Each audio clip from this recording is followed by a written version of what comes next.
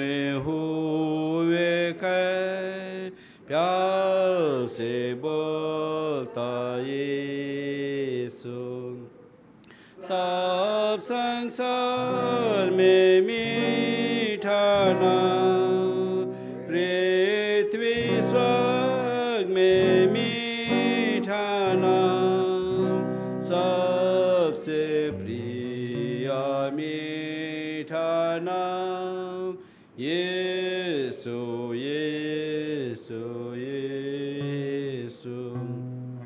हमारा सबसे बड़ा पाप क्षमा बोलता यीशु,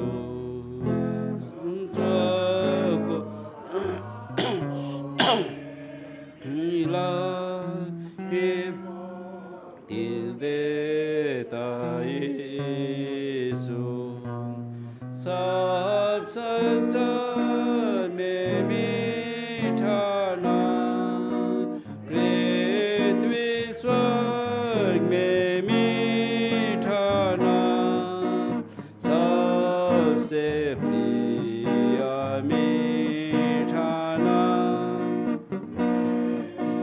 यीशु यीशु यीशु का नाम बचाता है हर पाप दुख से, यीशु वह प्यास से बुलाता है, नूर है जैसा यीशु, सब संसार में मीठा नाम, पृथ्वी स्वर्ग में मीठा नाम, सबसे प्रिय मीठा नाम, यीशु यीशु यीशु। स्वर्ग देश को जब हम देखेंगे अपना यीशु, वहाँ पे नहीं मरेंगे, आनंद आनंद सा यीशु, सब संसार में मीठा नाम, पृथ्वी स्वर्ग में मीठा नाम, सबसे प्रिय मीठा नाम, यीशु यीशु यीशु। आइए प्रार्थना करें। महान अस्मिन बाप, धन्यवाद देते हैं कि आपने हम सबको ये सुंदर सावत की शुरुआत में यहाँ एकत्रित होने में अगुवाई की। हम थोड़े हैं लेकिन आपकी आशीष, अनुग्रह, दया हम सब पर बनी है पिता, जिस कारण से समय आपके समक्ष हो करके आपके नाम की स्तुति महिमा करते हुए समय हम वचन में से पेश करने जाते हैं। इस वचन को बोलने में हमारी अगुवाई कीजिए, ताकि आपकी अगुवाई के द्वारा से जो वचन पेश करने वाला पिता हम सब के लिए एक आशीष का कारण हो सके। इस समय और इस सभा का भार हम आपके हाथ में सौंपते हुए छोटी विनती मसीह के नाम से मांगते हैं, दया कर सुन और ग्रहण कर, आमीन।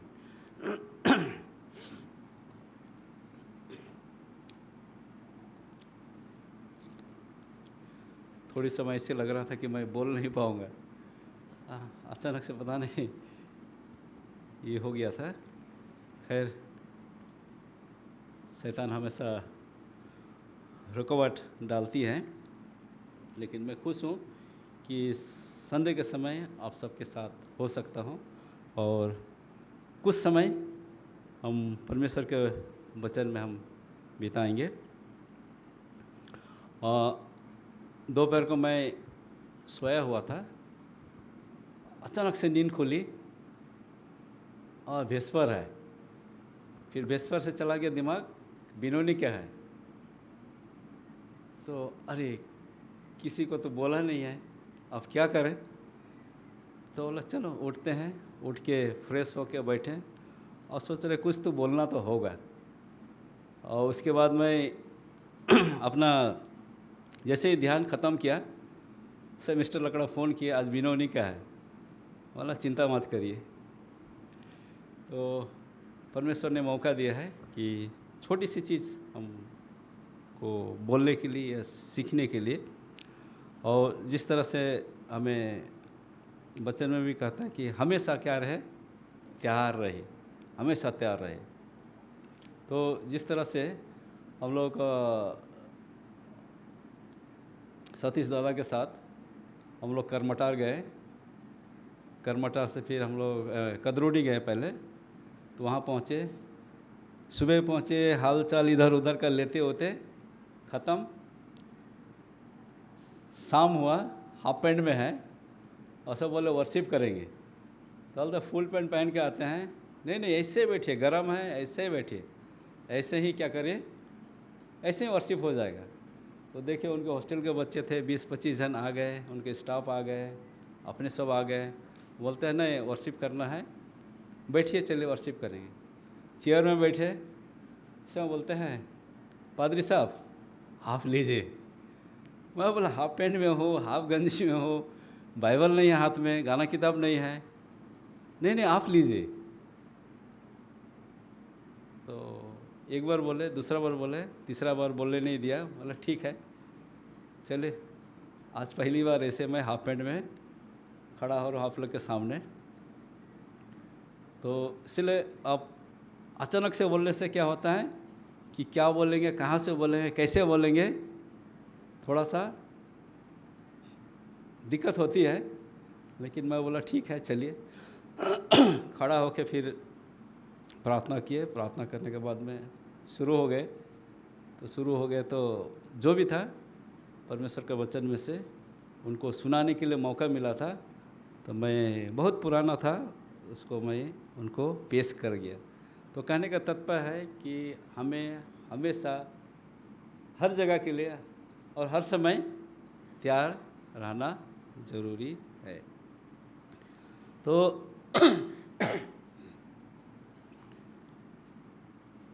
तो मैं यही कहना चाहता हूँ कि कल हम लोग का एक अचानक एक दुर्घटना घटा। और मिसेस होरो उनका ननद का, वो घर से सुबह का ब्रेकफास्ट वगैरह कर कुरा के काम के लिए निकल गई। बगान में काम करती है, निकल गई। आधा रास्ता पहुंचने के बाद बोलता है मेरा तबीयत अजीब सा लग रहा है, अजीब से लग रहा है। तो उसी समय सारे वर्कर निकलते काम के लिए, तो बैठ गई। उसके बाद में एक साइकिल से आ रही थी, सिंगल थी, वो बोला आधा रास्ता तक ले जाएंगे। और रास्ता इतना कठिन है, रास्ता में बालू डाल दिए हैं, सिंगल आदमी के लिए है परेशान हो जाता है, तो डबल तो और परेशान। फिर भी वो आधा रास्ता ले गई, थक गई, उसको उतार दी। फिर दूसरा साइकिल वाला आके आधा रास्ता से उसको लेकर के बगान तक पहुंचा दिए, फैक्ट्री तक।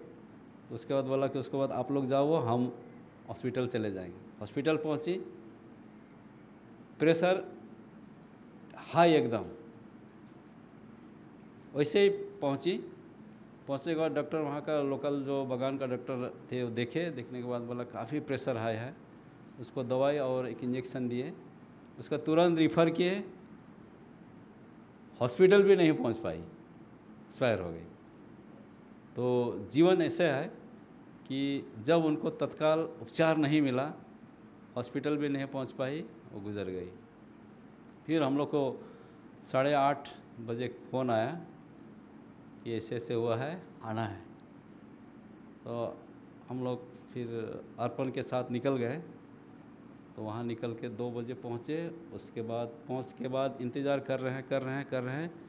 वहाँ का पादरी को भी खबर मिला, वो भी कहीं बाहर गए हुए थे, वहाँ से लौट के आए और 4 बजे पहुँचे। तो 4 बजे से करते करते 5:30 बज गया। 5:30 बजे उनको मट्टी उट्टी दे करके फिर हम लोग वहाँ से 6 बजे वापस घर के लिए निकले। और परमेश्वर का धन्यवाद कि एक ट्रेन था जिससे हम लोग पहुँच के फिर नक्सल हम लोग पहुँच सकते हैं, तो वो था उस ट्रेन में हम लोग सरायघाट। तो देखा टाइम तो वहाँ फालाकाटा में 6 बजे है, 6 तो वहीं बज रहा है। फिर मन मन में प्रार्थना किया कि उसको आधा घंटा लेट करो, तो आधा घंटा के जगह में 1 घंटा लेट हो गई। हाँ, 1 घंटा लेट हो गई। तो घड़ी देख रहा हूँ एकदम काटा काटा में चल रहे हैं। कुछ बिहार छोड़ चुकी है और कुछ बिहार से उसको कोई 20 मिनट लगता है, और 20 मिनट के अंदर अंदर हमको फालाकाटा स्टेशन पहुंचना है। तो पहुंच के जैसे टिकट काटे ट्रेन आ गई और चढ़े और वहाँ सिलीगुड़ी पहुँचे। यहाँ भी आए तो लास्ट बस छूट गई, फिर एक ऑटो करके फिर घर पहुँचे। तो इस तरह से हम लोग को आने में अगुवाई की, क्योंकि वहाँ रहने के लिए बोल रहे थे, बहुत सारे लोग थे, रहने में दिक्कत होगी, इसलिए रात को ही हम लोग वापस आए। जैसे परमेश्वर को धन्यवाद देते हैं कि अगर वो ट्रेन नहीं आती तो हमको फालाकाटा में रुकना पड़ता और हम आज वापस आते। तो परमेश्वर हमारी क्या करता है अगुवाई करता है और हमारी सुध ही लेता है। तो मैं आज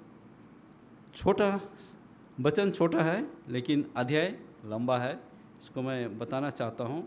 इस कारण कि हमें वचन में ही कहता है कि हर समय परमेश्वर को स्मरण करो, याद करो। आइए हम पढ़ेंगे पहला इतिहास उसका 16 अध्याय 8 से 12। पहला इतिहास उसका 8 से 12।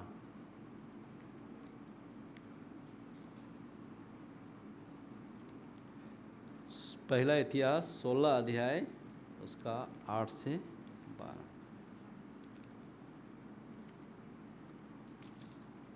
किसी को मिल गया है?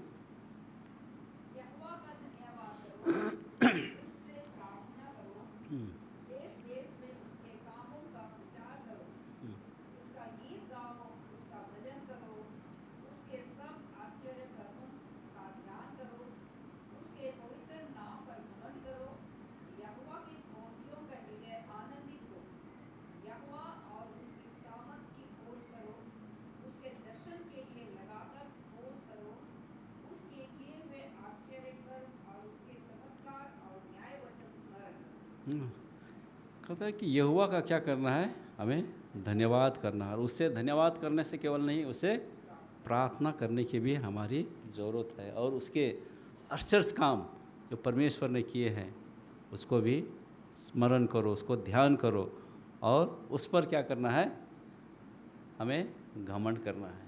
क्योंकि परमेश्वर है जो आपके लिए और हमारे लिए क्या किए हैं, बहुत सारे ऐसे ऐसे काम किए हैं जो हमारी सोच से क्या है, परे है और सोच से दूर है। इसलिए कहता है उसके पवित्र नाम पर क्या कर, घमंड करो। और यहोवा के खोजियों का हृदय क्या होना चाहिए, आनंदित होना चाहिए।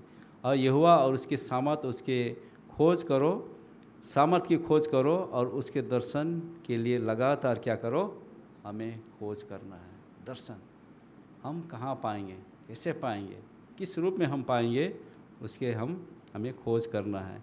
लेकिन कहता है उसके आश्चर्य काम और उसके चमत्कार काम जो हम सब के जीवन में किए हैं। क्या आज तक हम अपने जीवन में, हमारे जीवन काल में किसी प्रकार का आश्चर्य काम किए हैं? कोई चमत्कार काम किया अपने जीवन से? कभी हुआ है किसी का? हाँ, बहुत हुआ है। कहता है ये परमेश्वर की क्या है, अनुग्रह और सामर्थ्य के द्वारा से हुआ है, बहुतों का हुआ है। और सुनने चाहेंगे तो सबके जीवन में है, हुआ है। तो ये परमेश्वर का क्या है, हमको खोजी बनना है। जब तक हम परमेश्वर के खोजी नहीं हैं, हमारे जीवन से परमेश्वर की महिमा नहीं हो सकती है। इसलिए हमें से कहता है कि हम उनके दर्शन के क्या करें, खोजी बने लगातार, एक दिन के लिए, अभी के लिए नहीं, लेकिन हमेशा के लिए। अब पढ़िए भजन संहिता, उसका यही सेम चीज़ है। भजन संहिता 105 उसका 1 से 15 थोड़ी समय हम लोग बिताएंगे। भजन संहिता 105 उसका 1 से 15। यहोवा का धन्यवाद करो, हम्म। उससे प्रार्थना करो, देश देश के लोगों में उसके कामों का प्रचार करो, उसके लिए गीत गाओ, उसके लिए भजन गाओ, उसके सब आश्चर्य कर्मों का ध्यान करो, उसके पवित्र नाम की बड़ाई करो।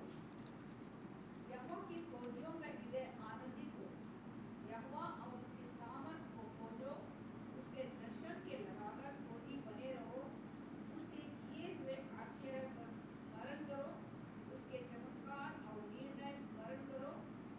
हे उसके दास अब्राहम के वंश, हे याकूब की संतान, तुम तो उसके चुने हुए हो। वही हमारा परमेश्वर यहोवा है, पृथ्वी भर में उसके निर्णय होते हैं। वह अपनी वाचा को सदा स्मरण रखता आया है, या वही वचन है जो उसने 1000 पीढ़ियों के लिए ठहराया है।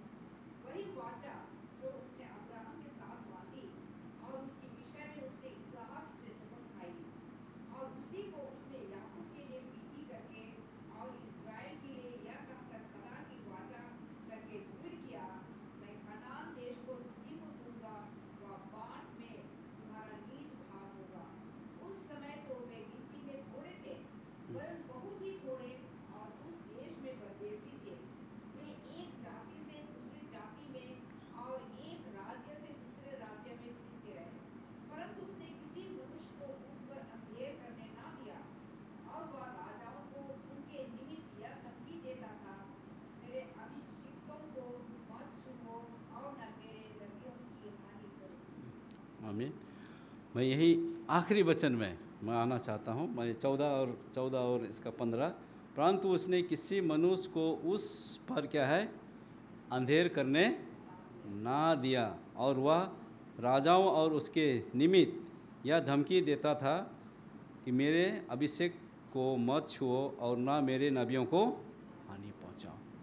कहने का तात्पर्य है कि आज हम हमारे देश में भी, जैसे आप लोग सब जानते हैं, मणिपुर में क्या हो रहा है, लड़ाई चल रही है। और उस लड़ाई के चलते मसीह लोग भी क्या है, मसीह लोग बोलने से सभी लोग परेशानी में हैं, तकलीफ में हैं।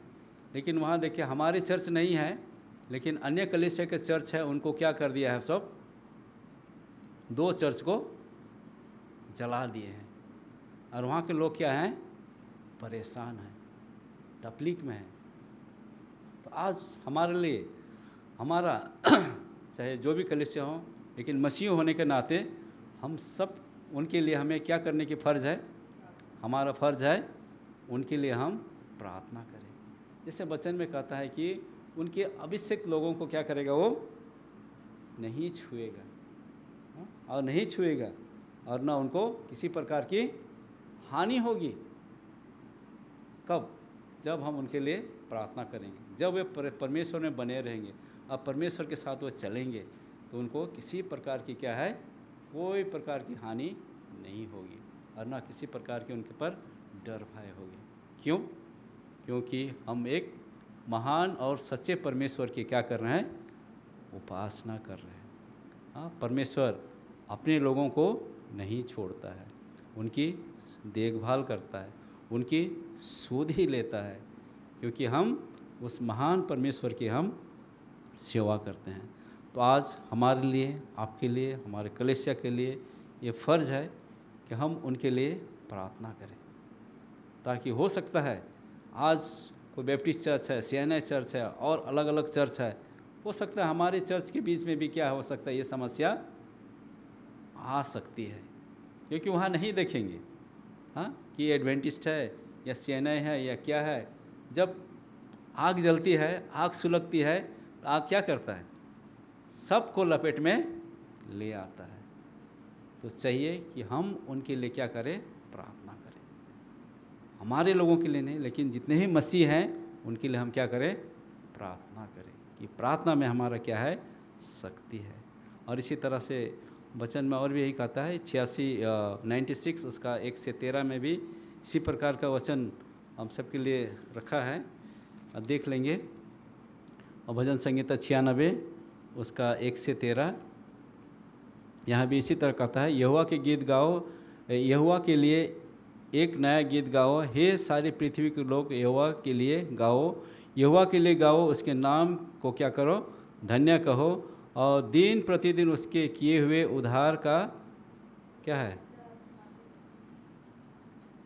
शुभ समाचार क्या करें, सुनाते रहो, और अन्य जाति में उसकी महिमा का और देश देश के लोगों में उसके आश्चर्य कामों का क्या है, वर्णन करो, क्योंकि यहोवा महान और अति स्तुति के योग्य है, वह सब देवताओं से अधिक क्या है, भाई योग्य है, क्योंकि देश देश के सब देवताओं तो मूरतें ही हैं, परंतु यहोवा ही ने स्वर्ग को क्या किया है, बनाया है, और उसके चारों ओर वैभव और ऐश्वर्य है, उसके पवित्र स्थान में सामर्थ और क्या है, शोभा है। तो इसी तरह से हम क्या करें, उनके लिए परमेश्वर के आश्चर्य, हम नहीं जानते हैं कि परमेश्वर उस जगह में किस प्रकार का कार्य करने चाहता है, लेकिन परमेश्वर, हमारा परमेश्वर अद्भुत परमेश्वर है, चमत्कारी परमेश्वर है, और वहाँ चमत्कार कर सकता है। सिर्फ आपकी और हमारी वहाँ दुआओं की, प्रार्थनाओं की ज़रूरत है। हम उनके लिए प्रार्थना करें, हम परमेश्वर के आश्चर्य काम का हम स्मरण करें उन सब के लिए। आइए हम पढ़ेंगे भजन संगीता 106 उसका 1 और 47 और 48। 6 का 1, 106 उसका 1 में कहता है, यह की स्तुति करो, यहोवा का धन्यवाद करो, क्योंकि वह भला है और उसकी करुणा सदा की है। और पढ़ेंगे 47, यहाँ कहता है 47, 48, हे हमारे परमेश्वर यहोवा, हमारा क्या कर, उद्धार कर, और हमें अन्य जातियों में से इकट्ठा कर ले, कि हम तेरे पवित्र नाम का क्या करें, धन्यवाद करें, और तेरी स्तुति करते हुए तेरे विषय में क्या करें, बढ़ाई करें। और इस्राएल का परमेश्वर यहोवा आनंदित काल से अनंत काल तक धन्य है, और सारी प्रजा कहे आमीन, यहोवा की स्तुति करे। ये परमेश्वर महान परमेश्वर है, और इसीलिए परमेश्वर के सम्मुख हमें होना चाहिए। हम भी नहीं जानते हैं, हम लोग भी नहीं जानते हैं कि किस समय और कब हमारे बीच में भी ये परिस्थिति हो सकती है। इसलिए हमें परमेश्वर के सम्मुख आना चाहिए, और परमेश्वर को हमेशा हम धन्यवाद दें, और उसके हर एक काम जो हमारे जीवन में है, हमारे मंडली में है, हमारे सेक्शन की ओर से है, या हमारे डिवीज़न की ओर से है, यूनियन की ओर से है, सब चीज़ के लिए हम क्या करें, उनको बढ़ाई करें। आइए हम उन सब के लिए प्रार्थना करें, क्योंकि प्रार्थना में कहता है कि हमें भजन संगीता 46 का 1 में क्या कहता है, कि हमें अति सहज से मिलने वाला परमेश्वर है। हाँ, अति सहज, हम लोग जब भी पुकारें हमें वो बहुत सहज से क्या है, मिल जाती है। भजन संगीता 46 उसका 1 कहता है यहाँ, परमेश्वर हमारा क्या है, शरण स्थान और बल है, संकट में अति सहज से मिलने वाला सहायक है। आइए, हमारा परमेश्वर शरण स्थान है और बल है, हमारी ताकत है, और संकट में अति सहज से मिलने वाला हमारा एक सहायक है। तो आज हम उस सहायक के पास जाएंगे, और उस सहायक से हम प्रार्थना करेंगे, निवेदन करेंगे कि वे उन लोगों के लिए जो इस समय तकलीफ में है, समस्या में है, उनके लिए प्रार्थना करें कि उनका जो समस्या है क्या है, समाधान हो सके। सिर्फ हमारे लिए समाधान का एक ही उपाय और एक ही रास्ता है कि हम उनके लिए सबको मिल के क्या कर सकें, प्रार्थना कर सकें। और प्रार्थना में ही वो शक्ति है, प्रार्थना में ही वो बल है, प्रार्थना में ही वो ताकत है, जिससे उनका समाधान हो सकता है। और वे हो ना हो मसीह में हमारे क्या है, भाई और बहन है, हमारे मित्र है, हमारे दोस्त है। आइए हम सब मिलके उनके लिए क्या करें, प्रार्थना करें। तो आज समय इस सभा को मैं यहीं अंत करता हूँ, और इससे मैं चाहूँगा कि हम लोग 2-3 प्रार्थना करें। 3 प्रार्थना करेंगे। मिसेस सिंह, मिस्टर पीबी लकड़ा, आखिरी में एम लकड़ा करेंगे प्रार्थना। ठीक है, हम लोग इससे पूर्व हम लोग एक गीत गा लेंगे।